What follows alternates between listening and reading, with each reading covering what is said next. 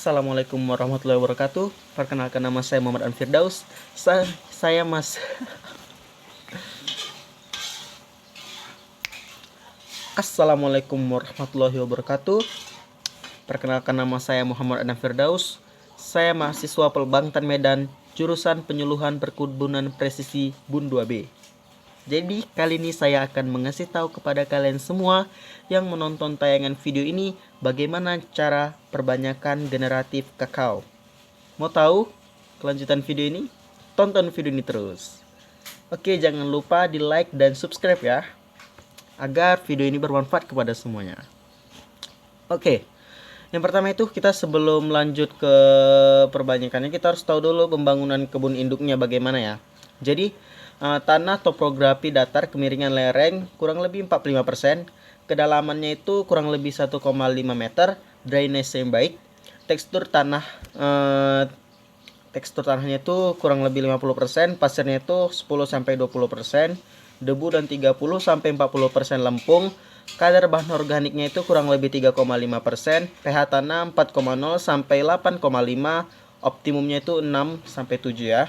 Kemudian iklimnya, kita tahu harus dulu iklim. Ketinggian tempatnya itu 0-600 mdpl. Itu agar dia tumbuhnya maksimal. Kemudian curah hujannya itu 1.500 sampai dengan 2.500 mm per tahun.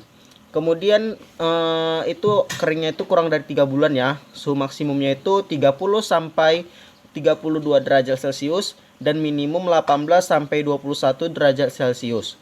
Kemudian kelembaban relatif maksimum 100% pada malam hari dan 70-80% pada siang hari.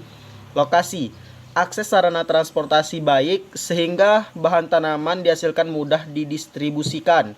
Dekat dengan sumber air, ada terisolasi, ada barrier, kebun penghasil bijinya minimal 100 meter sehingga tidak terjadi kontaminasi polen. Terkait serangan penyakit vascular streak di bag dan busuk buah tergolong ringan. Status kepemilikan tanahnya itu jelas ya. Kemudian bahan tanaman berasal dari benih unggul yang sudah dilepas Menteri Pertanian sesuai rekomendasi tanamannya. Kemudian mempunyai rancangan tata tanamnya. Kemudian harus diperhatikan juga pemilihan komposisi klon seperti komposisi yang direkomendasikan dan rancangan tata tanam klon-klon tertua penyusun komposisi tersebut. Kemudian tata tanam klon-klon tertua, desain kebun harus diatur sedemikian rupa sehingga memungkinkan terjadinya proses penyembuhan antar klon secara alami atau open pollination. Akibatnya benih yang dihasilkan merupakan hasil persilangan antara klon-klon induk penyusun kebun induk. Kemudian beberapa alternatif rancangan sesuai dengan keinginan mengacu pada komposisi yang telah direkomendasikan, yaitu biklonal 1:1, biklonal 2:1, dan poliklonal. Kita harus tahu rancangan tata tanam poliklonal. Contohnya gini, ICS 60 digabungkan dengan GC 7 atau UTA SKI 6 dengan SKI 12 gitu. Untuk tata tanam biklonal 1:1 itu contohnya TSH 585 digabungkan dengan ICS 60. Dia itu sebaris-sebaris ya, sebaris tanamannya yang ini, sebaris tanamannya ini gitu, agak beda dia.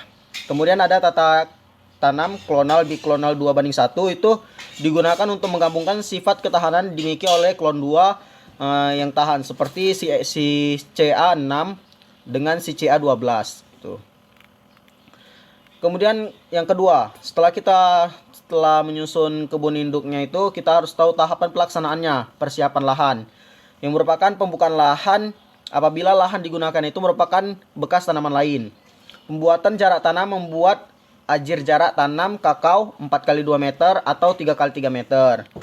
Kemudian pembenihan dilakukan 1 tahun sebelum tanam. Penanaman dan penyulaman benih.